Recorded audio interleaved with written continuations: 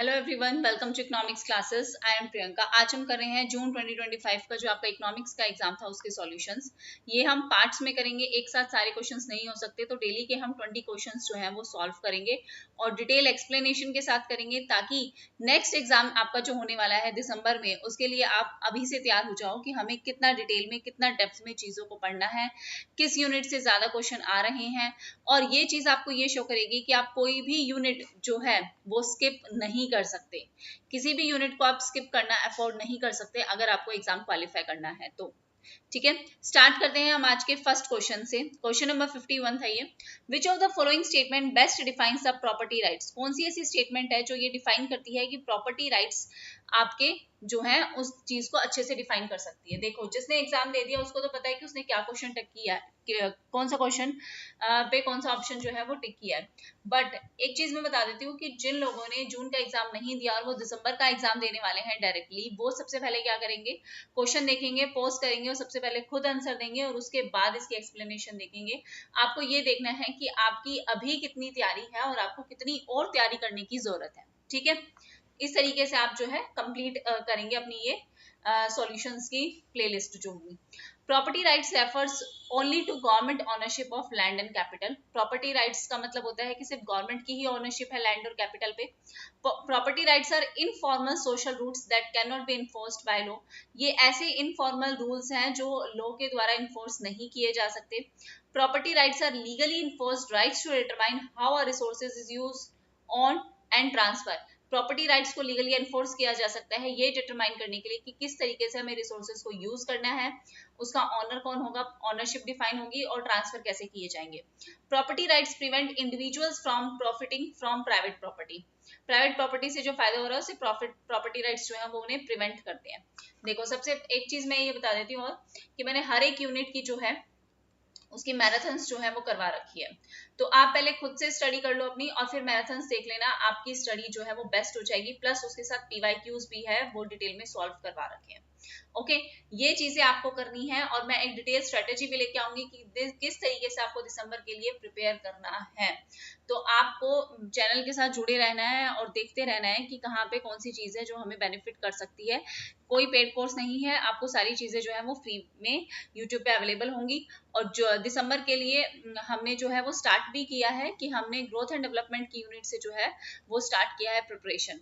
Okay, सो इस question में अगर हम देखें तो करेक्ट आंसर आपका क्या होगा? प्रॉपर्टी राइट्स जो है वो लीगली एनफोर्स किए जाते हैं to determine how a resources is used on and transfer. Because property rights एक और कॉन्सेप्ट इकोनॉमिक्स का अगर हम कहें, स्पेशली अगर हम इंस्टीट्यूशनल इकोनॉमिक्स की या डेवलपमेंट इकोनॉमिक्स की अगर हम बात करते हैं, लीगली बैक्ड बाय होते हैं, अथॉरिटी से लीगली बैकअप होता है और ये दूसरों को एक्सक्लूड करते हैं इसके यूज से। जिसका लीगल राइट है वो ही इसे क्या करेगा, यूज करेगा। एबिलिटी है, ट्रांसफर कर सकते हैं हम रिसोर्सेज को सेल के थ्रू, लीज के थ्रू या इनहेरिटेंस के थ्रू हम ट्रांसफर भी हो सकते हैं। ये जो ट्रांसफर लिखा है ना, ये ट्रांसफर किस किस चीज के थ्रू हो सकता है? आप या तो सेल कर सकते हो या लीज पे दे सकते हो या फिर इनहेरिटेंस अगर आपके पास है ही, आपके इनहेरिटेंस आपके पूर्वजों से आपको मिला है तो वो तो है ही आपका। अगर हम बाकी ऑप्शंस की बात करें, अब ये कहता है कि जैसे प्रॉपर्टी राइट सिर्फ गवर्नमेंट के ऑनरशिप पे होता है, नहीं, प्रॉपर्टी राइट्स लिमिटेड नहीं है गवर्नमेंट के ऑनरशिप पे, पब्लिक प्राइवेट दोनों की ही ऑनरशिप हो सकती है। ठीक है, उसके अलावा अगर हम इस ऑप्शन को देखें, सेकेंड ऑप्शन को देखें, तो प्रॉपर्टी राइट्स आर फॉर्मली और लीगली एनफोर्सेबल होते हैं, इनफॉर्मल सोशल रूल्स नहीं, फॉर्मली होते हैं। और लास्ट ऑप्शन अगर हम देखें कि प्रॉपर्टी राइट्स इंडिविजुअल्स को प्रिवेंट करते हैं, नहीं, इट अनेबल द इंडिविजुअल्स कि वो प्रॉफिट ले सकते हैं फ्रॉम प्राइवेट प्रॉपर्टी, उनको प्रिवेंट नहीं करते हैं, जबकि they can attain it. So option third आपका क्या होगा, बिल्कुल सही होगा। क्लियर है? चलिए नेक्स्ट क्वेश्चन पे। ये डिटेल में सॉल्यूशन आपको शेयर भी कर दूंगी टेलीग्राम चैनल पे। ठीक है, एक बार अगर आपके जो कंप्लीट 100 क्वेश्चंस हो जाएंगे उसके बाद मैं ये डिटेल आपको शेयर कर दूंगी। Question number 52, which of the following is not true? चार ऑप्शन है आपके सामने और आपको ये बताना है कि इनमें से कौन सी स्टेटमेंट है वो जो सही नहीं है। The effect of any tax can be decompose into income effect and substitution effect. There is a substitution effect associated with lump sum tax but no income effect. The greater the substitution effect, greater is the deadweight loss. There is also a deadweight loss associated with the reduction in prices received by producer as a result of imposition of tax. देखो, ये वाला जो point है ना, यहाँ से question पिछली बार भी मतलब PYQ सीरीज में मैंने ये करवाया है क्वेश्चन। तो क्वेश्चन ये आउट ऑफ द बॉक्स तो नहीं है बिल्कुल भी, सिंपल सी बात है, आपको सिर्फ ये बताना है कि कौन सी स्टेटमेंट आपकी फॉल्स है, फॉल्स स्टेटमेंट आपको बतानी है। तो सबसे पहले अगर हम बात करें, The effect of any text can be decomposed into income and substitution effect. Yes, कोई भी टेक्स्ट जो होता है वो जनरली एनालाइज किया जाता है और उनके दोनों ही इफेक्ट होते हैं, इनकम इफेक्ट भी होता है और सब्सटीट्यूशन इफेक्ट भी होता है, ठीक है, except lump sum tax. Lump sum tax के केसेस में सिर्फ और सिर्फ कौन सा इफेक्ट होता है, लमसम टैक्स के केसेस में सिर्फ इनकम इफेक्ट होता है, ठीक है, ये चीज ध्यान रखना, लमसम टैक्स के केसेस में सिर्फ इनकम इफेक्ट होता है। दूसरा, there substitution effect associated with lump sum tax but no income effect, नहीं, यही स्टेटमेंट गलत हो गई आपकी, क्योंकि लमसम टैक्स में इनकम इफेक्ट होगा, सब्स्टिट्यूशन इफेक्ट नहीं होगा, तो ऑप्शन 2 हमारा यहाँ पे वैसे सही है, ठीक है, स्टेटमेंट गलत है। जितनी ज्यादा सब्स्टिट्यूशन इफेक्ट उतना ज्यादा ग्रेटर लॉस, बिल्कुल सही बात है कि जितना ज्यादा सब्स्टिट्यूशन इफेक्ट होगा मतलब उतना ही आपके पास डिस्टोर्शन है इन चॉइसेस, उतने ही आपके पास ऑप्शंस है इन चॉइसेस, आप सब्स्टिट्यूट कर पा रहे हो तो उतना ही ज्यादा क्या होगा, उतना ही ज्यादा डेड वेट लॉस होगा, ये भी स्टेटमेंट सही है। और लास्ट स्टेटमेंट क्या है कि there is also dead weight loss associated with reduction in prices received by producer as a result of imposition of tax, बिल्कुल सही बात है, जब भी कोई टैक्स इंपोज किया जाएगा तो प्रोड्यूसर को आफ्टर टैक्स जो है वो कम प्राइसेस जो है वो रिसीव होंगे, जिसकी वजह से उसका डेड वेट लॉस होगा, क्यों, क्योंकि फिर उसकी प्रोडक्शन भी क्या होगी, रिड्यूस्ड होगी, तो ये भी स्टेटमेंट आपकी सही है, सिर्फ आपकी ऑप्शन 2 आपका क्या होगा, करेक्ट होगा, वही स्टेटमेंट आपकी क्या है, फॉल्स है, ठीक है, क्योंकि लमसम टैक्स में सिर्फ क्या होता है, इनकम इफेक्ट होता है, सब्स्टिट्यूशन इफेक्ट नहीं होता। Okay, now moving to our next question number 53 हम देखते हैं। क्वेश्चन नंबर 53 आपका क्या बोला गया है, arrange the following countries based on the market capitalization to nominal GDP ratio at the end of December 2024 in ascending order. Ascending order का मतलब क्या है कि सबसे पहले छोटी और उसके बाद ऐसे ज्यादा ज्यादा, असेंडिंग का मतलब तो हमें पता ही है, ठीक है। तो अगर हम करेक्ट ऑप्शन की देखें तो सबसे जो लोवेस्ट रेशियो है वो ब्राजील का है, तो सबसे फर्स्ट में तो आएगी ब्राजील, तो ऑप्शन डी पहले आएगा, ऑप्शन डी सिर्फ अच्छा ऑप्शन डी सिर्फ इसमें है, ऑप्शन थर्ड में तो सीधा यही आंसर हो गया, ज्यादा टाइम तो लगेगा ही नहीं, ब्राजील है, उसके बाद आपका चाइना है, डिस्पाइट इसकी लार्ज मार्केट है बट जीडीपी इसका ऑल्सो मैसिव है, मॉडरेट टू लो रेशियो है, तो ब्राजील के बाद आपका चाइना है, चाइना के बाद आपका यूके होगा, यूके के बाद आपका इंडिया और फिर आपका जापान है, ठीक है, तो ये आपकी सीक्वेंस होगी, तो ऑप्शन थर्ड आपका क्या है, बिल्कुल सही है यहाँ पे। Okay, now moving toward next question, question number 54 देखते हैं। Which of the following is not true according to the classical's view on public debt? Public डेप्ट पे जो क्लासिकल का व्यू था इसमें से कौन सी स्टेटमेंट जो है वो फॉल्स है, आपको ये बताना है। ऑप्शन है आपके सामने 4, और पब्लिक डेप्ट financing requires funds for interest payment and amortization, hence a double burden on taxpayer. Public debt financing support compensatory budgetary policy as a tool for stimulating aggregate demand.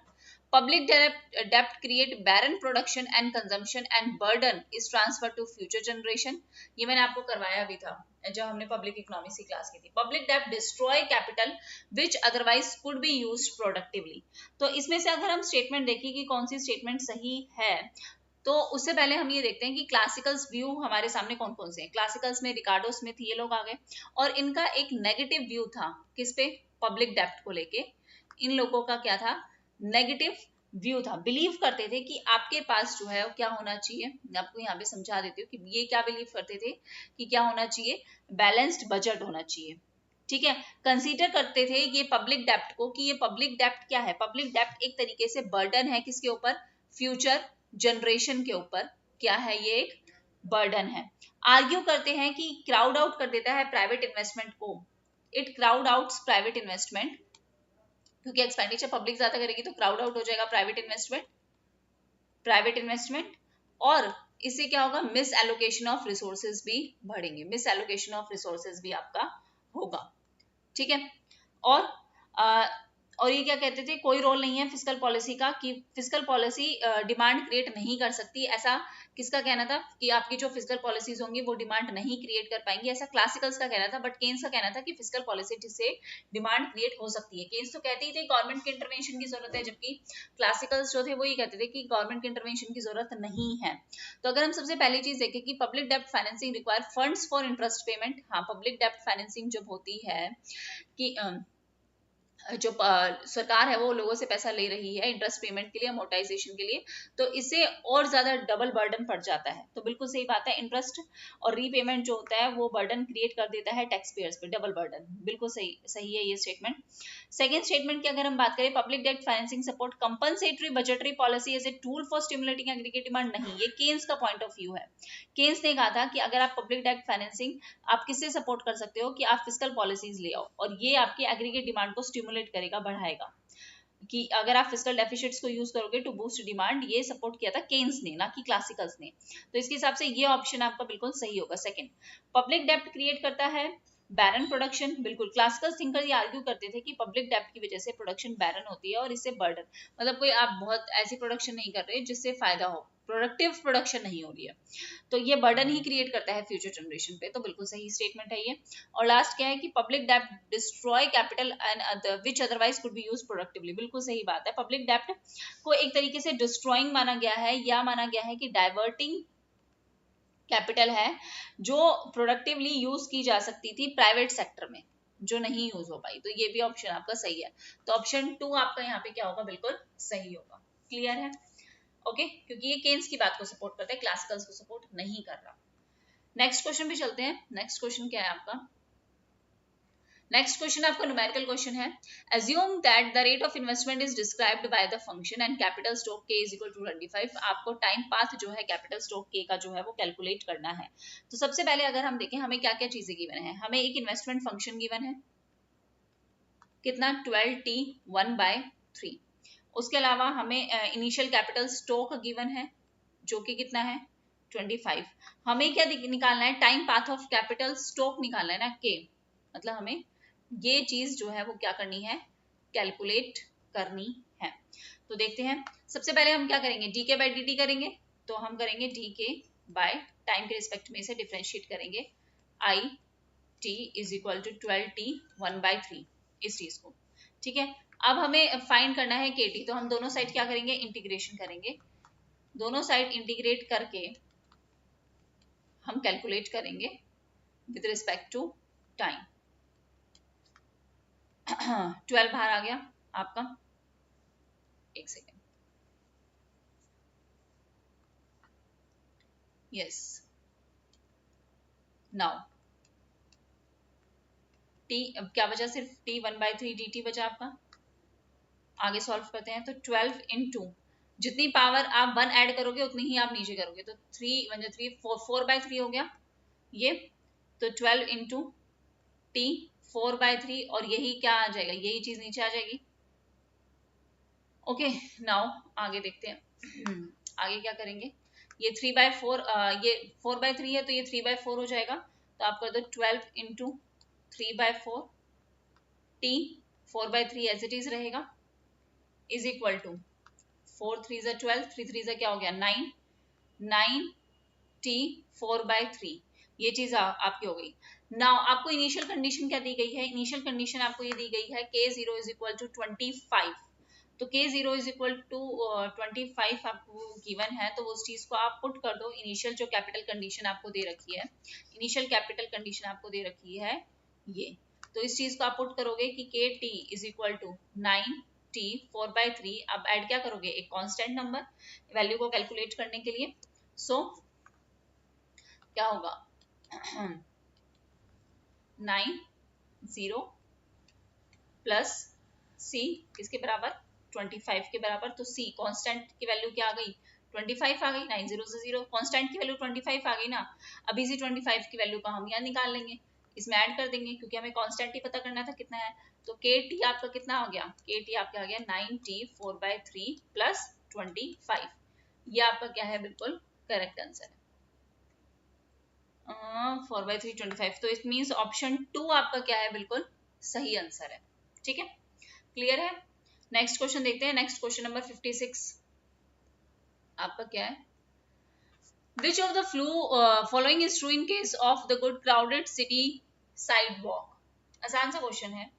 Question आपको क्या बता रहा है, ये non excludable होंगे, non drivel होंगे, excludable होंगे, non drivel होंगे। सीधी सी बात है, आप खुद देखो कि एक जगह है चलने की, तो ये एक्सक्लूडेबल तो नहीं है, सबको चलने के लिए है, तो ये सबसे पहली चीज क्या हो गई, नॉन एक्सक्लूडेबल। ठीक है। और अगर क्राउडेड है तो ये राइवलरी होगा ना, एक जना चलेगा एक जना चलेगा, तो दूसरे के लिए वो चीज तो कम होगी, तो नॉन एक्सक्लूडेबल है और क्या है, राइवल है। It is non excludable but rivalry in nature, तो ऑप्शन 3 आपका क्या होगा, बिल्कुल करेक्ट होगा। नॉन एक्सक्लूडेबल, आप किसी को रोकने से तो बचा, ये तो नहीं कह सकते कि भाई इस रोड पे कोई चल नहीं सकता, तो आप किसी को एक्सक्लूड तो कर नहीं सकते।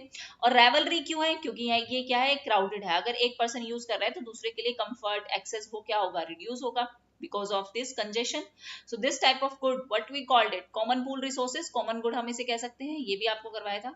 मैक्सिमम क्वेश्चंस आपको करवाए ही हैं, आप खुद देख सकते हो, जिसने अगर रेगुलरली फॉलो किया है, ठीक है, रेगुलरली आपने मैराथन्स को फॉलो किया है, पीवाईक्यू सीरीज को फॉलो किया है, और मैंने टेलीग्राम पे लास्ट में बहुत सारे नोट्स आपके साथ शेयर करे थे। लास्ट में क्या, मैं डेली कुछ ना कुछ आपके टॉपिक जो है वो शेयर करती थी। अगर आप रेगुलर पढ़ रहे हो तो आपको क्वेश्चंस पे डाउट तो नहीं होने वाला, ठीक है। न्यूमेरिकल में मैं कह सकती हूँ कि बिल्कुल टाइम लगेगा, न्यूमेरिकल आपके बहुत टाइम कंज्यूमिंग है, बट ये जो आपके स्ट्रेट वन लाइनर क्वेश्चंस थे ना, इनमें तो कहीं पे भी टाइम नहीं लगने वाला था।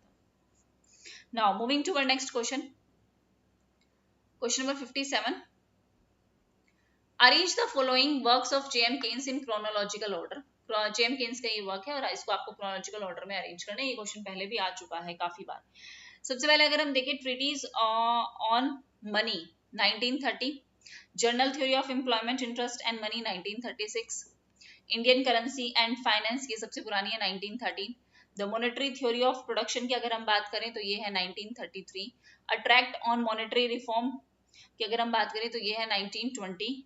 तो अगर हम इसे अरेंज करें ओल्डेस्ट से, तो सबसे पुराना तो है ऑप्शन नंबर सी, तो ये 2 में आ गया, और ऑप्शन ई ए, मतलब ये देखो कितना क्लोज है, ये तो कंफर्म हो गया कि सी ई ए तो हमारा एज इट इज आना है। अब लड़ाई जो होगी वो किसमें है, डी और बी में है। तो डी और बी में हम ये चीज एज्यूम कर सकते हैं कि जो बी है, ये तो हमने बहुत बार सुना है ना, general theory of employment interest and money, तो ये सबसे लेटेस्ट होगी, तो बी सबसे लास्ट में है ना, और डी उससे पहले, सी ई ए डी बी, तो ऑप्शन 2 आपका क्या है, बिल्कुल सही है। क्लियर है। चलते हैं हम अपने नेक्स्ट क्वेश्चन पे। नेक्स्ट क्वेश्चन क्या है आपका, मैचअप का क्वेश्चन है। Paradox of thrift, water diamond paradox, veg employment, macro economics paradox. तो सबसे पहले अगर हम बात करें, हमें इसमें से क्या पता है, वाटर डायमंड पैराडॉक्स पता है, ये तो हमें 12th से पता है, एडम स्मिथ होगा। ऑप्शन बी का फोर्थ, ऑप्शन बी का फोर्थ 2 में है और ए थर्ड है, तो मतलब ए का पैराडॉक्स ऑफ थ्रिफ्ट का क्या है, जेएम केन्स। अब बात आ गई वेज एम्प्लॉयमेंट में और मैक्रो इकोनॉमिक पैराडॉक्स में। तो वेज एम्प्लॉयमेंट की अगर हम बात करें तो पीगू से रिलेटेड है ये, एसी पीगू। पीगू ने डिस्कस किया है वेज रिजिडिटी और अनएम्प्लॉयमेंट क्लासिकल इकोनॉमिक्स में, और कंट्रीब्यूट भी किया है वेज एम्प्लॉयमेंट पैराडॉक्स में। तो सी का क्या हो गया, ऑप्शन 2, तो ऑप्शन थर्ड हमारा यहाँ पे क्या हो गया, सही हो गया। मैक्रो इकोनॉमिक पैराडॉक्स किससे रिलेटेड है, के बॉल्डिंग से। बॉल्डिंग ने इंट्रोड्यूस किया है ये आइडिया और एक्शंस, और बेनिफिशियल है मैक्रो लेवल पे, बिल्कुल सही बात है, ठीक है। ऑप्शन डी का फर्स्ट हो जाएगा, तो ऑप्शन थर्ड यहाँ पे क्या होगा, बिल्कुल आपका करेक्ट होगा। अब चलते हैं हम अपने नेक्स्ट क्वेश्चन पे। नेक्स्ट क्वेश्चन हमारा क्या है, नेक्स्ट क्वेश्चन आपका हिंदी में था, और कोश कला प्राथमिकता, मतलब इसे हम क्या कह सकते हैं, लेक्सोग्राफिक प्रेफरेंस रिफ्लेक्ट करता है द आइडिया ऑफ ऑटोनॉमी या सेल्फ एविडेंस। ऑटोनॉमी या सेल्फ एविडेंस किस किस से रिलेटेड, सबसे पहले आपका सीक्वेंशियल प्रेफरेंस जो रिफ्लेक्ट करता है आपकी ऑटोनॉमी को, सेल्फ एविडेंस को। ऑप्टिमैलिटी जो रिफ्लेक्ट करता है ऑटोनॉमी। सस्टेनेबिलिटी एंड यूनिवर्सलिटी, और ये है आपका इंडिपेंडेंस। तो क्वेश्चन आपसे क्या पूछा है, क्या है कि विच of the following principle of employability, कौन सा ऐसा प्रिंसिपल है एम्प्लॉयबिलिटी का, लेक्सोग्राफिक प्रेफरेंस का, जो रिफ्लेक्ट करता है द आइडिया ऑफ, किस आइडिया को, कि आपकी ऑटोनॉमी भी है प्लस आपका सेल्फ एविडेंस भी है। ये दोनों चीजें कौन सी चीज जो है वो रिफ्लेक्ट करती है। तो सबसे पहले हमें ये बताना चाहिए कि लेक्सोग्राफिक प्रेफरेंस का मतलब क्या है। तो लेक्सोग्राफिक प्रेफरेंस एक ऐसा कॉन्सेप्ट है डिसीजन थ्योरी से, एथिक्स से, जहाँ पे चॉइसेस को रैंक किया जाता है, किसमें, एक ऑर्डर में, एक स्ट्रिक्ट ऑर्डर में चॉइसेस को क्या किया जाता है, रैंक किया जाता है। कुछ वैल्यूज को कंसीडर किया जाता है एब्सोल्युटली मोर देन अदर, तभी तो उसे रैंक फर्स्ट देंगे, सेकंड देंगे, किस बेस पे, और कोई ट्रेड ऑफ नहीं है, ठीक है, कोई ट्रेड ऑफ भी नहीं होगा।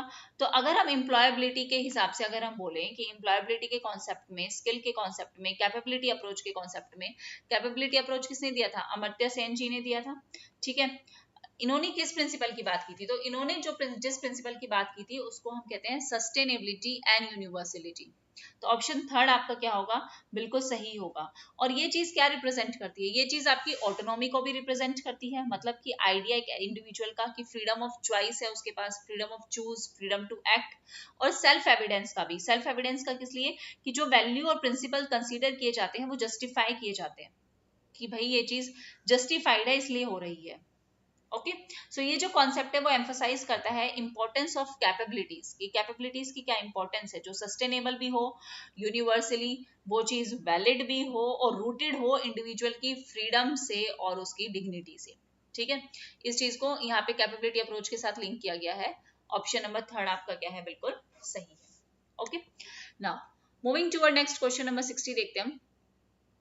क्वेश्चन नंबर 60 आपका क्या है, which of the following are correct about foreign trade policy 2023 of India.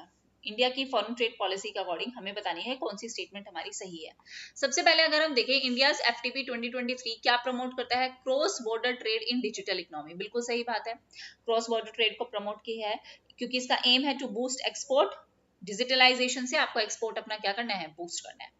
Option B आपका क्या है, एफटीपी 2023 एम्फसाइज करता है on creation of e commerce export hub. बिल्कुल सही बात है ये भी। अगर आपने एफटीपी 2023 पढ़ा भी हो और आपने अगर एचटेट के एग्जाम वो एचटेट कह रही है एचपीएससी का एग्जाम दिया होगा, रिटर्न की तैयारी भी की होगी, तब भी आपने इसके बारे में पढ़ा होगा। ठीक है, तो ये क्या है, ये की हाईलाइट है एफटीपी 2023 का, कि इन्होंने क्या बोला था कि हमें ई कॉमर्स एक्सपोर्ट हब्स जो है वो बनाने हैं ताकि हम ई ट्रेड इंफ्रास्ट्रक्चर को क्या कर सके, सपोर्ट कर सके। तो ये स्टेटमेंट भी आपकी बिल्कुल सही है। It prohibits export and import of arms and related material from to Iraq. बिल्कुल सही बात है कि इंडिया एफटीपी कंटिन्यू रेस्ट्रिक्शन लगाता है कि इराक से आपको अभी ट्रेड नहीं करना है आर्म्स और आर्म्स गुड से रिलेटेड। तो ऑप्शन सी भी आपका सही है। It prohibit import of charcoal from Somalia.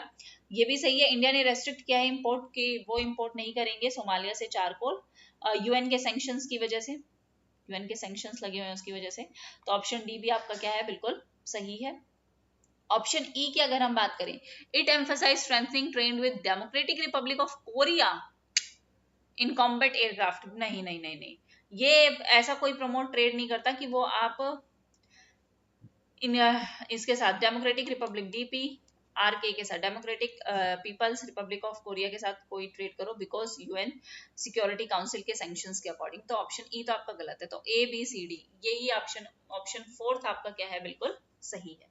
Okay, now moving to next question. Next question हम देखते हैं, question number 61। Which of the following is operational target of monetary policy conducted by RBI? Operational target क्या है, repo rate, reverse repo rate, weighted average call money rate या फिर marginal standing facility rate. तो अगर आपको ये question नहीं भी आता मान के चलो, तो आपको ये पता है कि इन तीनों की क्या डेफिनेशन है। ऑपरेशनल टारगेट्स किससे रिलेटेड होंगे, वो किससे रिलेटेड होंगे, weighted average call money rate से। Reserve Bank of India use करता है अपने वेरियस पॉलिसी टूल्स, हम सबको पता है, repo rate, reverse repo rate, ये सारी चीजें एज अ मॉनेटरी पॉलिसी। क्यों, to control the liquidity and interest rate in the economy. अब ये रेट्स जो है वो इंपॉर्टेंट है किसके लिए, ऑपरेशनल टारगेट्स के लिए। और जो स्पेसिफिक रेट आरबीआई ट्राई करता है इन्फ्लुएंस करने के लिए डायरेक्टली किस पे, मनी मार्केट पे, तो उसे हम क्या कहते हैं, उसे हम कहते हैं weighted average call money rate. Weighted average call money rate हम कहते हैं। और ये रेट क्या रिफ्लेक्ट करते हैं, ये रेट रिफ्लेक्ट करते हैं एक्चुअल ओवरनाइट बोरोइंग कॉस्ट क्या है, एक्चुअल ओवरनाइट एक रात के लिए बोरोइंग कॉस्ट क्या होगी बैंक्स के लिए, बोरोइंग कॉस्ट आपकी क्या होगी बैंक्स के लिए। ठीक है, और हम बाय एडजस्टिंग लिक्विडिटी या short term rate, RBI ensure करता है कि जो आपका weighted average call money rate है वो क्लोज रहे, किसके किसके क्लोज रहता है, ये रेपो रेट के क्लोज ही रहता है मार्केट कंडीशंस के साथ अलाई करने के लिए। तो ऑप्शन थर्ड आपका क्या है, बिल्कुल सही है। यहाँ पे नेक्स्ट क्वेश्चन पे चलते हैं। नेक्स्ट क्वेश्चन आपका क्या है, मैच द लिस्ट का क्वेश्चन है आपका। Playing each strategy with probability, maximum payoff, long run behavior, period of punishment is infinite. सबसे पहले अगर हम बात करें playing each strategy with probability, तो ये तो आपके आपकी मिक्स स्ट्रेटेजी, तो ए का तो होगा फोर्थ, सही है ये आंसर। और उसके बाद क्या है, maximum payoff given the strategy of other, आप मैक्सिमम पे ऑफ लेने जा रहे हो, तो ये आपका बेस्ट रिस्पॉन्स है। लॉन्ग रन बिहेवियर आपसे किससे रिलेटेड है, नैश इक्विलिब्रियम से। और period of punishment is infinite, grim trigger strategy है ये। ठीक है, सबसे पहले अगर हम मिक्स स्ट्रेटेजी की बात करें, तो मिक्स स्ट्रेटेजी क्या इन्वॉल्व करता है कि असाइन करना प्रोबेबिलिटी हर एक स्ट्रेटेजी पे instead of choosing one with certainty. एक चीज को सर्टेनिटी से चूज करने के बजाय क्या करते हैं कि हर एक स्ट्रेटेजी की प्रोबेबिलिटी असाइन कर दी जाती है। बेस्ट रिस्पॉन्स फंक्शन की अगर हम बात करें तो ये इसका मतलब ही क्या है, इसका मतलब है मैक्सिमम पे of response opponent chosen strategy के अकॉर्डिंग आपका मैक्सिमम पे ऑफ क्या है। अगर आपको ग्रिम ट्रिगर के बारे में भी नहीं पता तो आपको पहले दो ऑप्शन तो पता होंगे, और पहला तो पता ही होगा, और पहला भी नहीं पता होगा तो आपको ये सेकंड बी ऑप्शन तो पता ही होगा, तो इससे भी आप बहुत जल्दी क्लोज ऑप्शन पे पहुंच सकते थे। नैश इक्विलिब्रियम की अगर हम बात करें तो नैश इक्विलिब्रियम क्या रिप्रेजेंट करता है, एक स्टेबल, एक लॉन्ग रन बिहेवियर जहां पे no player has any incentive to deviate. ये मैंने आपको अच्छे से करवाया भी था एग्जाम से पहले ही, उसके पास कोई इंसेंटिव नहीं होता डेविएट करने का, ठीक है। तो ये लॉन्ग रन की बात करेगा तो Nash equilibrium. Grim trigger strategy की अगर हम बात करें तो ये एक ऐसी स्ट्रेटेजी है, ये एक ऐसी स्ट्रेटेजी है रिपीटेड गेम्स में जहां पे एक प्लेयर जो है वो पनिश करता है अपोनेंट को फॉर एवर, इनफाइनाइट उसकी पनिशमेंट होती है आफ्टर अ सिंगल डिफेक्शन, एक सिंगल डिफेक्शन आने के बाद ही, ठीक है। तो आपका सही आंसर क्या होगा, ऑप्शन नंबर 4 आपका क्या होगा, बिल्कुल करेक्ट होगा। चलते हैं हम अपने नेक्स्ट क्वेश्चन पे। 63 जो आपका क्वेश्चन है ना, ये आपका चैलेंज हो सकता है, ये क्वेश्चन आपका चैलेंज हो सकता है क्योंकि यहाँ पे थोड़ी सी गड़बड़ है। ऑप्शन आपका सोलर एनर्जी किससे रिलेटेड है, अगर आपको लगे कि नहीं हो सकता या कुछ है तो आप मुझे बता देना, बट मुझे ऐसा लग रहा है कि ये क्वेश्चन शायद चैलेंज होगा। सोलर एनर्जी 10.3%, हाइड्रो एनर्जी की बात करें तो वो है 20.6%, 60%, न्यूक्लियर एनर्जी की बात करें तो 1.80 है, और विंड एनर्जी है 10.50। तो इसके अकॉर्डिंग ऑप्शन जो होगा 3, 2, 4 और 1 होगा। 3, 2, 4, 1 कोई ऑप्शन है नहीं आपका, 2, 3, 4, 1 दे रखा है आपका, और आप बता देना कि क्या पता मैं गलत हूँ, बट मुझे ऐसा लगता है कि ये आंसर इसका सही है। तो आप इकोनॉमिक सर्वे 2025 की परसेंटेज बेस के अकॉर्डिंग मुझे ये लगता है कि आंसर सही होगा, बट जैसा भी हो अगर आपको लगता है कि हाँ तो आप इसे चैलेंज कर सकते हो, ठीक है, इकोनॉमिक सर्वे का वो लेते हुए। Now moving to our next question, question number 64 question भी लगता है मुझे कि चैलेंज होने वाला है ये question. In context of classical economics an increase in money supply cause, classical economics के कॉन्सेप्ट में अगर मनी सप्लाई इंक्रीज हो रहा है तो क्या होगा, शिफ्ट होगा aggregate demand to left, aggregate demand to right, aggregate supply to right, या no change in aggregate demand and aggregate supply, only increase in price. तो देखो अगर मैं मैंकी, डॉन बुश, इन सब का जो भी मैं अगर कॉन्टेक्स्ट ले रही हूँ क्लासिकल इकोनॉमिक्स को पढ़ाने के लिए, तो हमें ये पता है क्लासिकल इकोनॉमिक्स की कुछ कोर अजम्पशंस है। सबसे पहली चीज है says law, supply created on demand. दूसरी चीज है इन्होंने फुल एम्प्लॉयमेंट को अज्यूम किया है। तीसरी चीज है कि प्राइस वेज फ्लेक्सिबिलिटी की यहाँ पे बात की गई है, ठीक है, जो इंश्योर करता है कि मार्केट क्या हो जाएगी, मार्केट क्लियर हो जाएगी। नेक्स्ट मनी जो है वो आपका न्यूट्रल है, money is neutral in long run. ये सारी चीजें किसने कही है, ये सारी चीजें क्लासिकल ने कही है। अगर हम देखें कि इंक्रीज मनी सप्लाई इंक्रीज होने से क्या इफेक्ट होगा, तो हमें पता है कि इसमें एग्रीगेट सप्लाई आपका क्या होता है, it is vertical at full employment, aggregate supply आपका वर्टिकल है। और अगर आपका इंक्रीज हो रहा है मनी सप्लाई, तो ये आपके सिर्फ और सिर्फ किसको इंक्रीज करेगा, ये आपके सिर्फ नॉमिनल वेरिएबल प्राइस को इंक्रीज करेगा, ना कि आपके रियल आउटपुट को इंक्रीज करेगा। ये चीज मैंने आपको मैराथन में भी करवाई है जब मैक्रो इकोनॉमिक्स की मैराथन हुई थी, कि ये सिर्फ आपके नॉमिनल वेरिएबल्स को इंक्रीज करेगा, आपके रियल आउटपुट को या इंप्लॉयमेंट को इंक्रीज नहीं करेगा। So it will cause a price level to rise, not a shift in aggregate demand और एग्रीगेट सप्लाई। तो मेरे हिसाब से ऑप्शन 4 जो है वो यहाँ पे सही होना चाहिए। और यहाँ पे कुछ और आंसर शायद दे रखा है या यही दे रखा है, एक बार आप लोग चेक कर लेना, बट 4th ऑप्शन इसका बिल्कुल करेक्ट है, ठीक है। नाउ शायद आंसर की में इसका सेकंड दे रखा है, तो ये चीज आप देख लेना, okay. Now moving to our next question, तो क्वेश्चन नंबर 63 और 64 दो क्वेश्चन है जो चैलेंज हो सकते हैं। 65 क्वेश्चन देखते हैं। If marginal propensity to consume आपको देर के 0.8, initial increase in tax revenue by the government है 100, आपको इंपैक्ट देखना है नेशनल इनकम पे क्या होगा। तो सिंपल सा टैक्स मल्टीप्लायर का फॉर्मूला लगाओ, minus MPC upon 1 minus MPC minus 0.8 upon 1 minus 0.8, तो आपका होगा माइनस 0.8 डिवाइडेड बाय 0.2, पॉइंट से पॉइंट कैंसिल, 2 4 -4। अगर हम बात करें टैक्स चेंज में, अगर हम इसको लगाएं तो चेंज इन वाई किसके इक्वल होगा, टैक्स मल्टीप्लायर आपका जो आया है मल्टीप्लाई बाय आपका change in tax, tax revenue आपका कितना चेंज आया है, तो कितना है आपका -4 × 100, तो आ जाएगा -400। तो -400 तो नहीं, नेशनल इनकम विल डिक्रीज, हाँ -400 है ना, तो national income will decrease by 400। Option 3 आपका क्या है, बिल्कुल सही है, -400 है ना, तो माइनस तो ऐसे नहीं लिखा हुआ -100 या +100, तो ये लिखा हुआ डिक्रीज या इंक्रीज, तो डिक्रीज होगा आपका 400 से। ऑप्शन थर्ड आपका क्या है, बिल्कुल सही है। क्लियर है। Now moving to our next question 65 66 question, which of the following is likely to lead to a rise in output cost of disinflation? क्या होगा? Inflation expectations become more accurate, sluggish response of wages and prices to monetary contraction, gradual policy response या फिर rational expectation। तो सबसे पहले disinflation का मतलब क्या होता है? Disinflation का मतलब होता है reduction in the rate of inflation, ठीक है। और ये कैसे अचीव किया जाता है? आप टाइट मॉनेटरी पॉलिसी कर दो, टाइट मॉनेटरी पॉलिसी इसे हम ये ला सकते हैं, डिसइंफ्लेशन ला सकते हैं।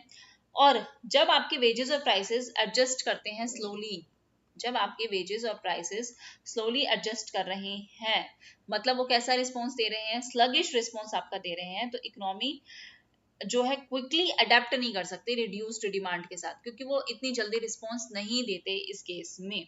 तो जो कोज होता है वो क्या होता है कि आपका आउटपुट और आपकी एम्प्लॉयमेंट ये बहुत तेजी से आपके क्या करते हैं, फॉल करते हैं, जिसकी वजह से आपकी आउटपुट कॉस्ट ऑफ इन्फ्लेशन जो है वो एकदम से क्या होती है, आउटपुट कॉस्ट जो है ऑफ डिसइंफ्लेशन वो आपकी इंक्रीज करती है।